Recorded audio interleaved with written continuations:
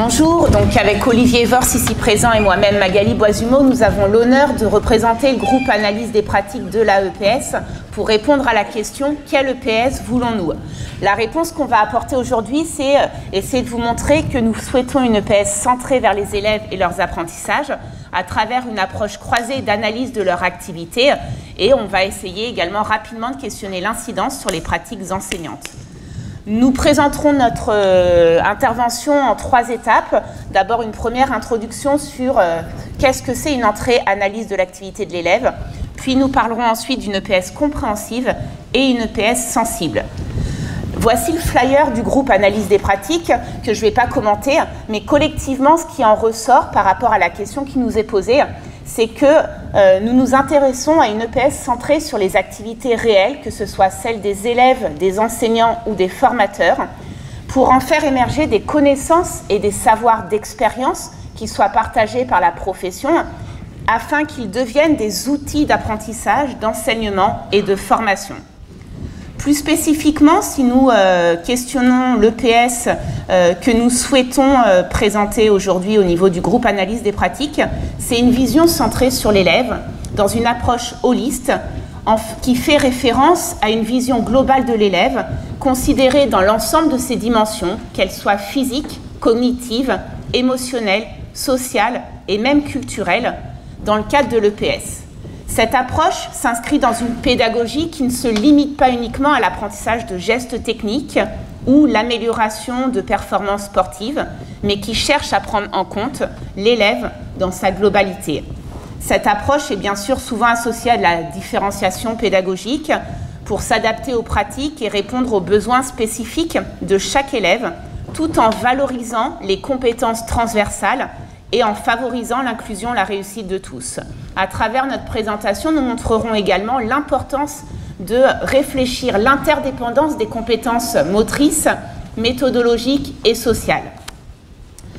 S'intéresser à cette approche holiste de l'élève, c'est prendre en compte globalement pour l'enseignant d'EPS l'élève en tant qu'acteur complexe.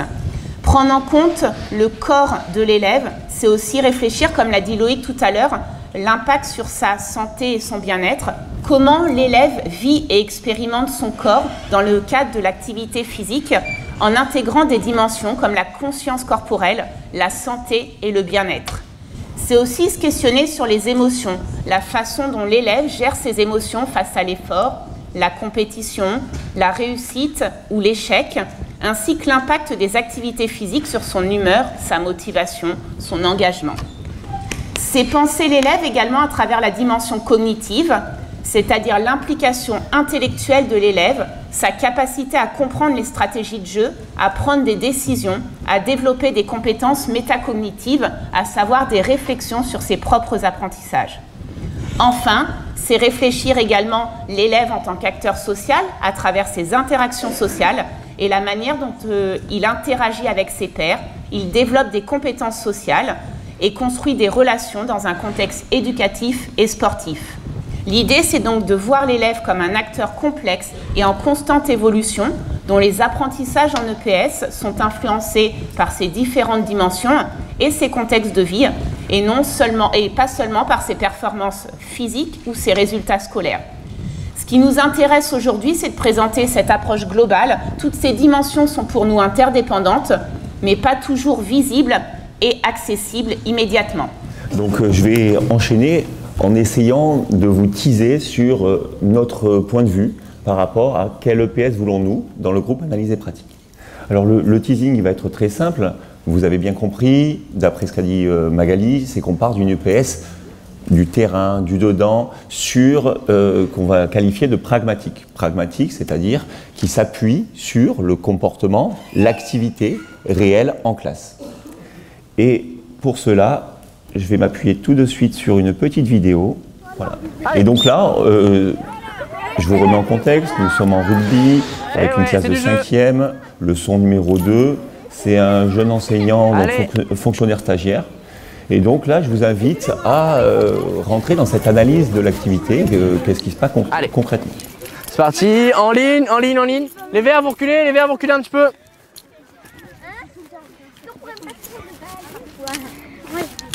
Allez, un pas en avant Hector, un pas en avant, un pas en avant. Ok. Allez. Allez, avance, avance, tu cours. Ah, dans la balle. Ouais, tu cours. Là, il y a en avant, ouais. Ok. Un petit truc. Non, il y a en avant que si c'est un partenaire qui touche la balle. Hein. S'il touche pas la balle touche, va à un adversaire, il n'y a pas en avant, d'accord? Oui, il n'y a pas eu. Mais là, vu que là, il a touché, son partenaire a touché la balle, il y a en avant. En avant, ici. Pour les verts, les violets, en ligne. Vous avez gagné le terrain, vous avez gagné un plot là presque. Allez, en ligne, avancez un petit peu, avancez. Ok, donc là, vous avez gagné un peu de terrain, les violets. Votre but, c'est de pas reculer, c'est d'avancer. Vous avez gagné le terrain, il faut le conserver ce terrain, d'accord? Donc dès qu'il y a quelqu'un qui a un ballon, on lui saute dessus, on le touche, d'accord? On l'arrête les personnes qui ont un ballon. Ça marche? Votre but, c'est de les arrêter, de prendre le ballon et de gagner l'avance que vous avez. Vous n'êtes pas loin de laisser là, vous n'êtes pas loin. Allez. Allez, c'est bien, tu cours. Allez, tu cours. Les violets, on va dessus, on le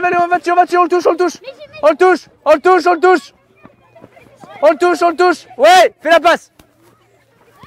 Ouais, les violets. Sorti. Quel est votre avis quand on analyse l'activité? Alors, il ne s'agit pas du tout de juger le jeune collègue avec toutes les qualités, où c'est jamais évident de se montrer devant les autres. Mais qu'est-ce que vous en pensez quand on part de l'analyse de l'activité? 2-3 réactions. Sur du jeu déployé.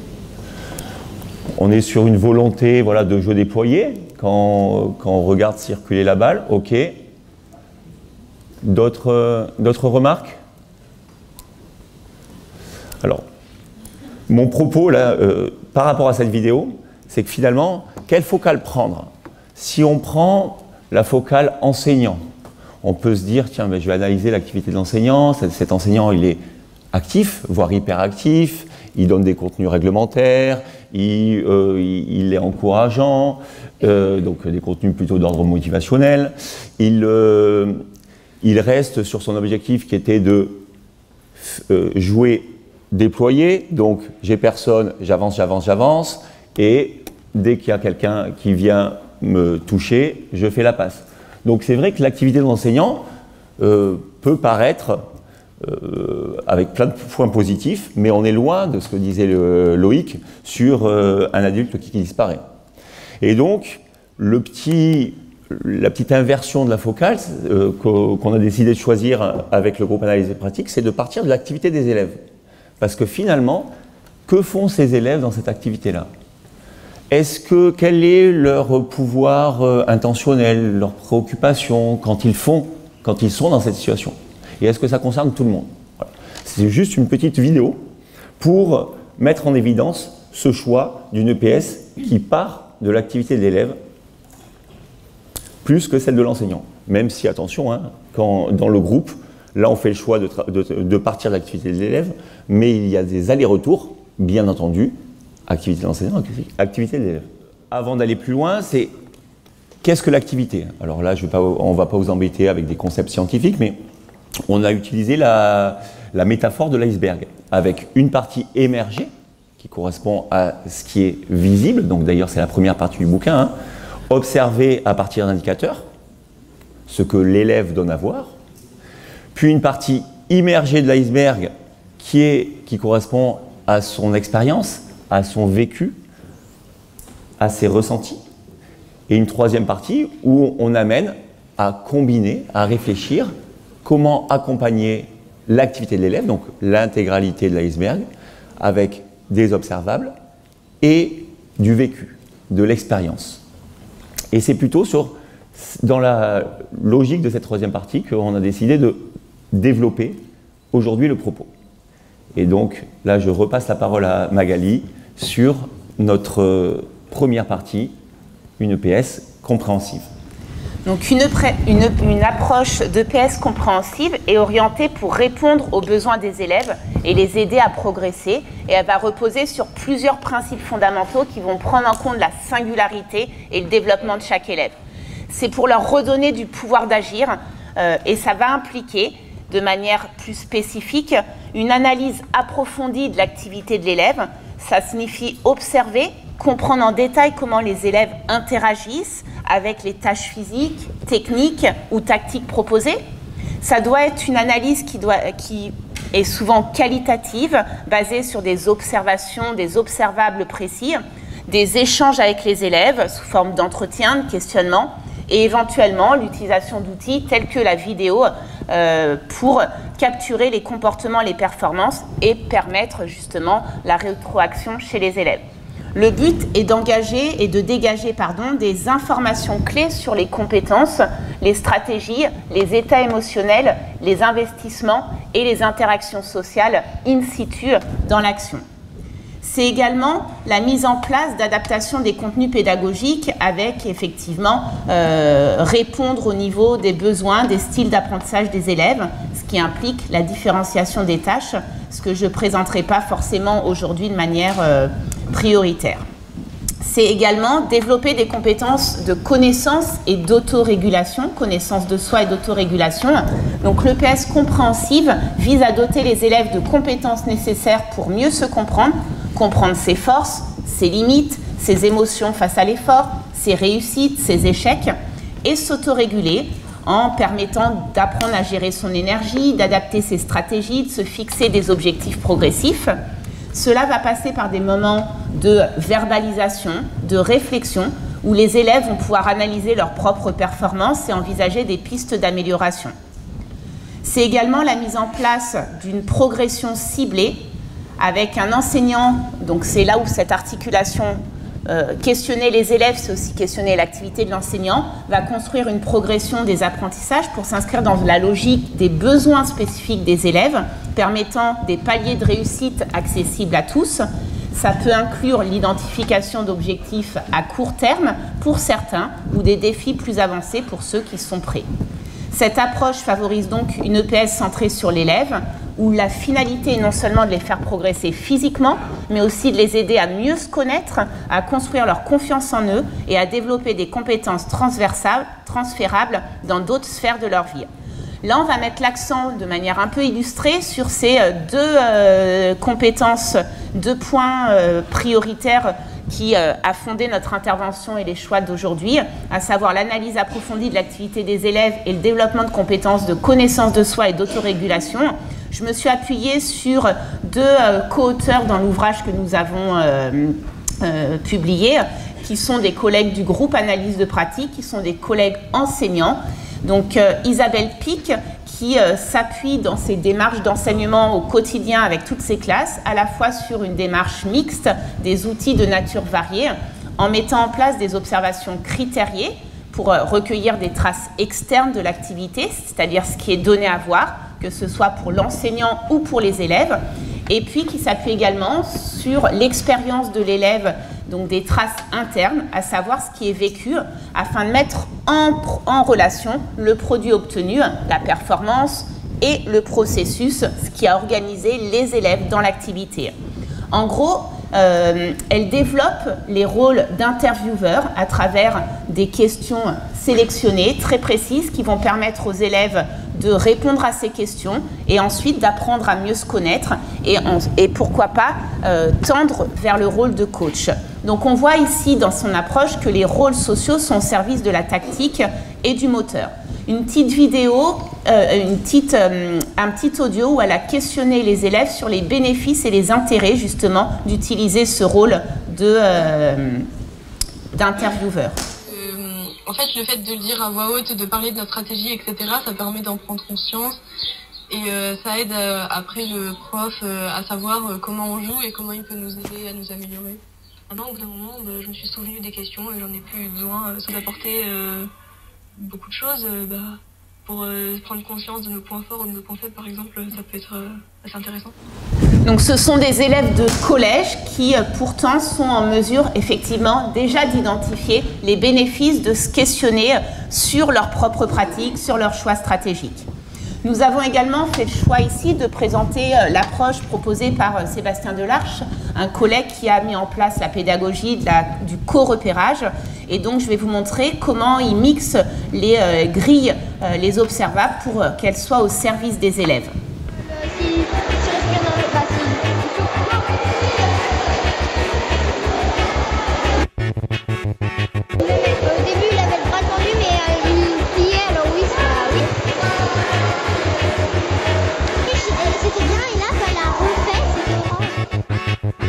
Donc là, c'était le premier exemple sur l'usage que peuvent faire ces élèves des fiches pour apprendre à se situer dans leurs compétences, des élèves de collège.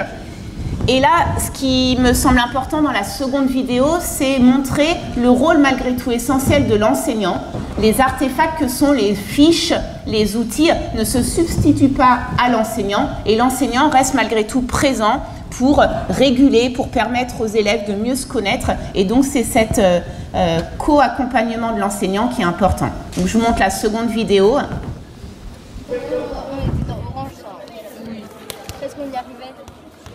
Donc là, Garance, tu mets dans le vert à droite, ça veut dire que c'est tout bon. Jouer au fond, jouer court, c'est maîtrisé à chaque fois ça. Vous visez, c'est précis. Moi, pas trop. Moi, c'est orange. Nous, on est orange avec. Alors, orange, pourquoi? Qu'est-ce qui te manquerait, Inès, pour être dans le vert? Bah, des fois, on se trompait. C'est-à-dire que tu te trompes. Bah, on n'arrivait pas des fois. C'est le ballon dans le filet, c'est le ballon derrière, c'est quoi? Qu'est-ce que tu appelles se tromper? Des fois, on mettait le ballon derrière. Donc, tout ça, ça nécessite cette approche compréhensive. C'est aussi pour l'enseignant de prélever des indices de nature variée, notamment au niveau non-verbal, pour se questionner sur l'engagement des élèves, leur absence. Et je vais passer rapidement pour montrer que l'organisation spatiale et la manière dont se tiennent les élèves sont aussi des indicateurs de compréhension qui permettent de donner des éléments pour pouvoir mieux intervenir. Cette approche compréhensive, c'est également pour l'enseignant de créer un environnement inclusif et sécurisant. Afin que chaque élève puisse progresser, il est essentiel de créer un climat de confiance et de respect où chaque élève se sent valorisé. L'inclusion passe par des pratiques pédagogiques qui tiennent compte des diversités, notamment en termes de genre, en termes de capacité motrice, de niveau de compétence, en offrant des possibilités d'épanouissement pour tous. Ça nécessite donc, en tant qu'enseignant, de se questionner sur sa posture et de son rôle par rapport à ces éléments de climat de conscience. Là, du coup, dans l'ouvrage également, il y a une partie qui s'intéresse sur le langage non verbal avec le rôle essentiel de l'enseignant dans sa posture bienveillante, mais également dans l'observation des comportements non verbaux, des indices corporels que les élèves peuvent faire émerger pour justement identifier un petit peu leurs émotions. Donc ces indices sont visuels ou vocaux. Ça permet également d'observer lors des temps de rassemblement, passation de consignes, avec des interprétations possibles sur l'organisation au niveau déjà quand ils sont lors des consignes, est-ce qu'en termes de relations sociales, en termes d'état de vigilance. Je vais passer rapidement pour ensuite montrer dans cette dernière diapo l'incidence également, l'interdépendance des états émotionnels de l'enseignant sur le bien-être des élèves et inversement comme condition nécessaire pour cet environnement inclusif et sécurisant. On continue. Quel EPS voulons-nous dans le groupe analyse et pratique? Une EPS compréhensive, certes, mais aussi une EPS sensible. Alors ici, le mot sensible, je vais le définir de la manière la plus ouverte possible. Hein. Ça rejoint des sensations kinesthésiques, proprioceptives, des ressentis, des perceptions visuelles, auditives, donc tout type de sensations. Et ça, c'est un enjeu majeur pour permettre, ce qu'a dit Loïc, l'émancipation corporelle. J'aurais dû te rajouter, Loïc, 2024. Mais c'est pas évident. Les travaux, par exemple d'Aline Pintendre, de Léa Gossman ou bien d'autres, mettent en évidence que l'accès à l'expérience, il est très hétérogène chez nos élèves, chez les enfants, et même chez certains adultes. Donc, en termes de sensations, au début de la course, vous connaissez Marseille-Cassis, 20 km, 10 km de montée, 10 km de descente. Les sensations en début de course, vous pouvez voir, c'est un guerrier, il se sent bien, il est prêt à avaler cette petite colline qu'on appelle la Gineste. En haut de la Gineste, les sensations qu'il a eues, c'est de la nausée et il était accroché à un poteau. Et donc ce défaut d'autorégulation par rapport à ses propres perceptions nuise à la performance.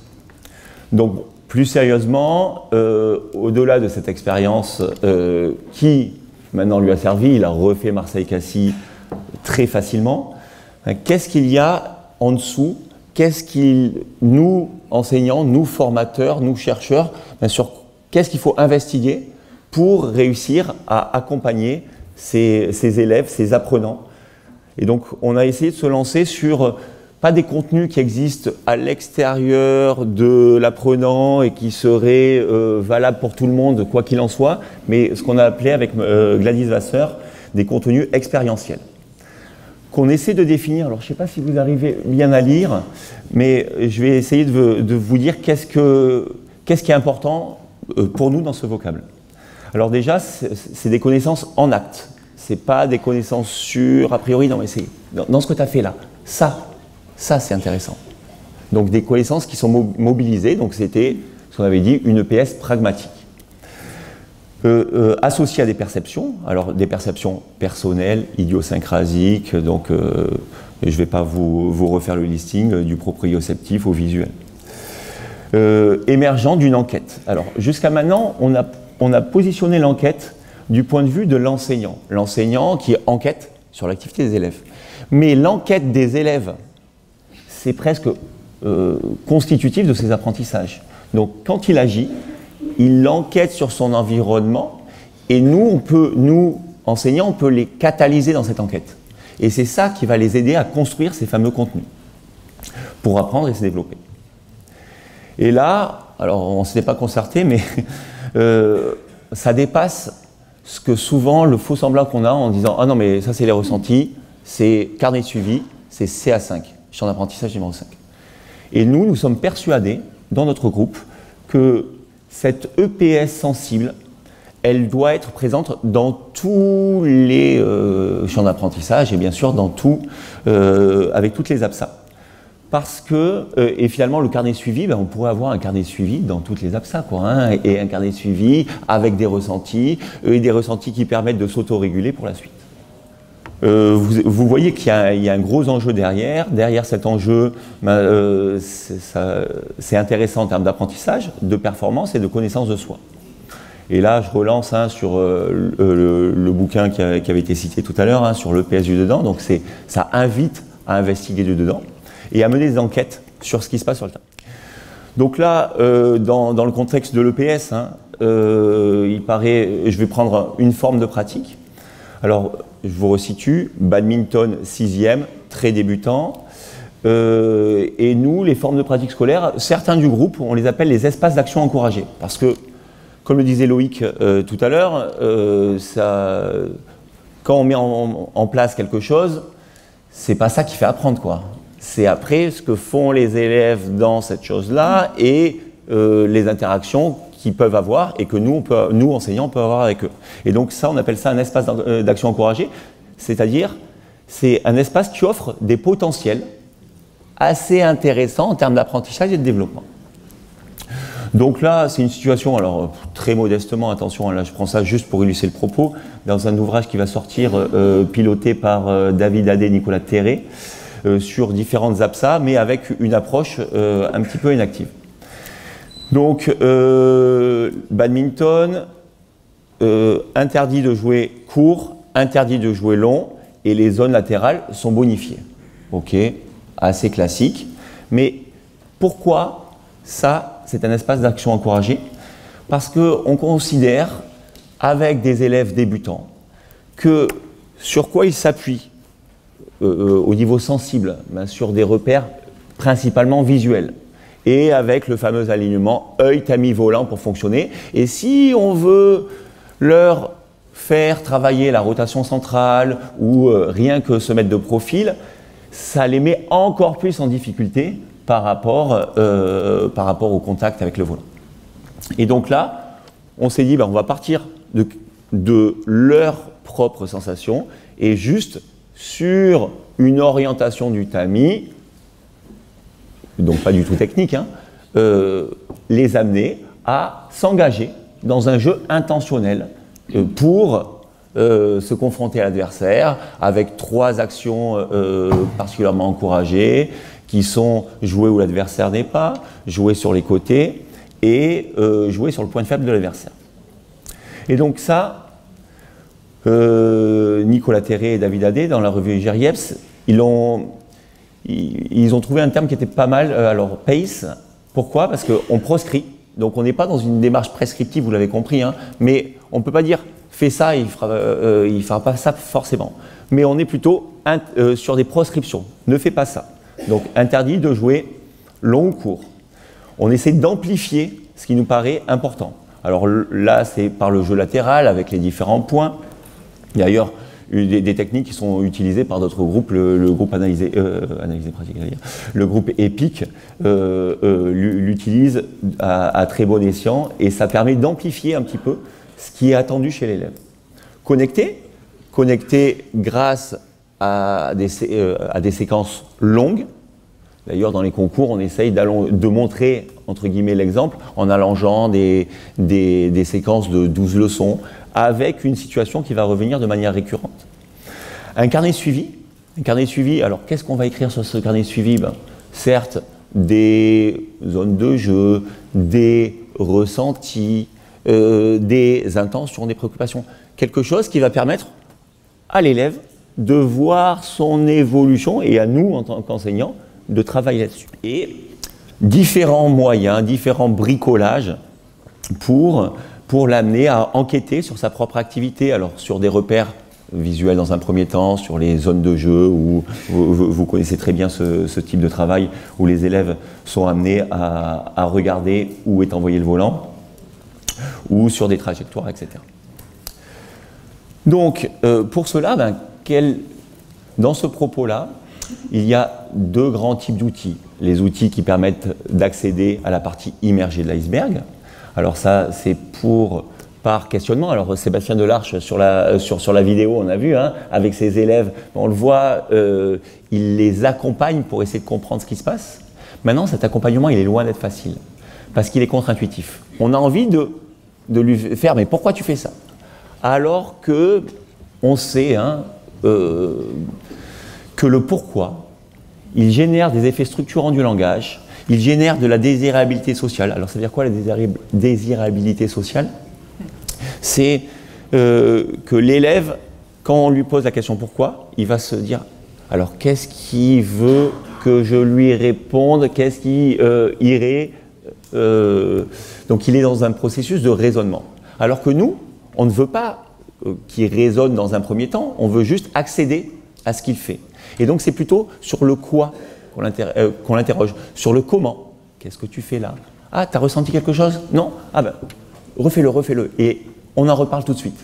Et donc ça, il y a une éducation au fur et à mesure à déjà interroger ses ressentis et après à accéder à ses ressentis. Il y a différentes techniques, alors là ça peut être à l'oral, mais vous imaginez bien qu'un prof, 30 élèves, c'est pas possible, on ne peut pas accéder.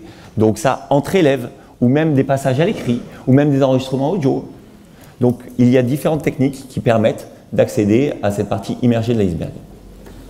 Sur la partie émergée, donc sur ce qui est observable, il y a différents catalyseurs de ce qu'on veut obtenir, donc le score parlant, je recite le groupe EPIC, l'aménagement du milieu avec, il y a des propositions très riches hein, dans la EPS où vous mettez différents types de plots, vous retournez les coupelles, etc. Il y a énormément de choses. Mettons, là, je parlais tout à l'heure de badminton, de trajectoire, autant amplifier la vision de la trajectoire en mettant un surfilet, ou même Jean-Max Safati voulait à une époque peindre les gymnases en bas rouge, au milieu orange, en haut vert, pour bien faire comprendre, ah, là je suis dans le vert, donc potentiellement je suis en situation favorable, et pour l'aider à se repérer par rapport au rapport de force. L'utilisation de chronomètres ou les TIS qui peuvent être assez porteurs. Alors là, je ne vais pas vous embêter avec une recherche qu'on avait conduite avec François Potvin. Ce n'est pas la recherche qui m'intéresse, c'est comment on pourrait potentiellement l'appliquer en EPS. Donc là, c'est ATR plat d'eau. Et donc vous imaginez, ATR plat d'eau, quand je dis ATR plat d'eau, mettez-vous à la place du gamin, ce ressenti, être capable de dire où est mon corps dans l'espace, la tête en bas, c'est pas donné à tout le monde. Et donc là, l'indicateur, c'est juste l'angle tronc-cuisse. Et cet angle-là, on demande, l'élève y passe. Après, on lui pose une question, il doit répondre sur un petit questionnaire sur « t'étais mieux que tout à l'heure ou pas ?» pour qu'il s'interroge sur « ah ben, finalement, est-ce que cet angle-là, est-ce que j'ai progressé ?» Et donc ça contribue à lui faire mener une enquête. Et après, par vidéo delay ou d'autres logiciels Kinovea, donc un retard de la vidéo, il se regarde et il peut s'auto-réguler pour arriver à cette fameuse émancipation corporelle.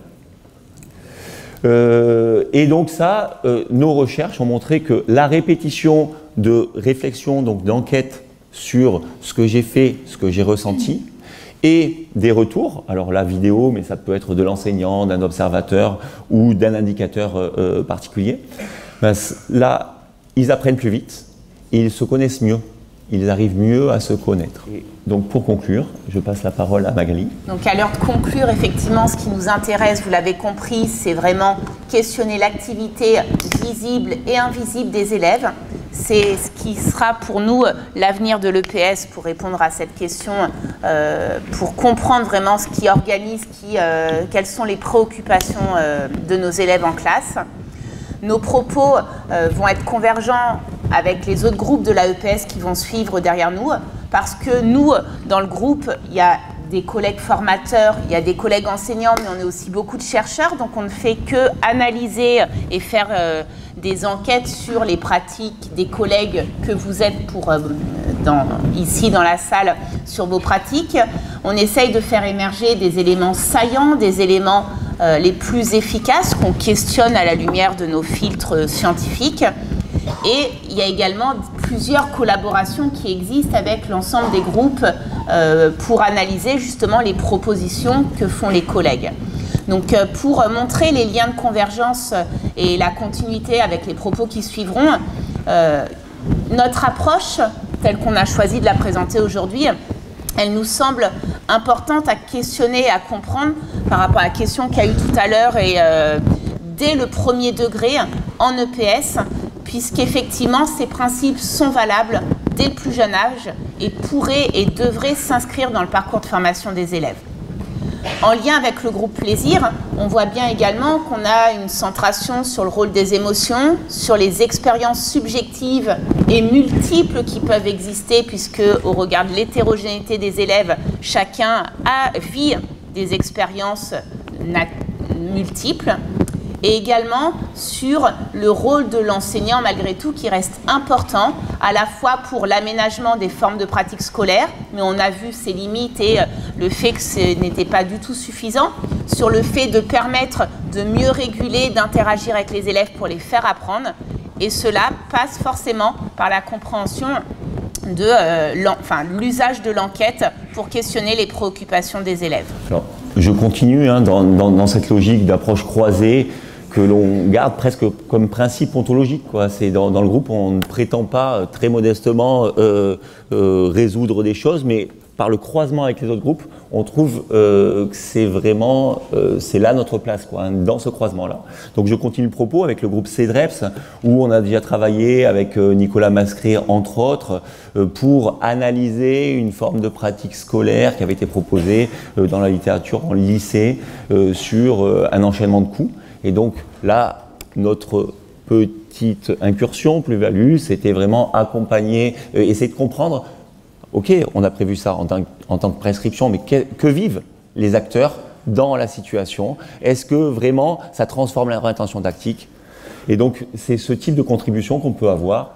Le groupe EPIC, là, ceux qui connaissent un petit peu M. Albertini savent que lui, derrière son côté un peu corse, bourru, eh ben, l'EPS sensible, il l'incarne.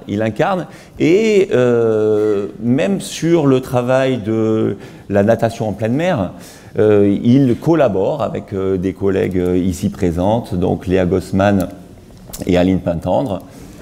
Et last but not least, je finis sur le coopération avec qui on a des liens assez étroits en termes de sensibilité. On est un groupe qui ne se prend pas au sérieux, mais qui essayons quand même de contribuer à une réflexion sérieuse sur notre discipline qui nous tient à cœur. Et donc la question qui nous était posée, c'est quel EPS voulons-nous? Et on va jusqu'au bout de quel EPS rêvons-nous.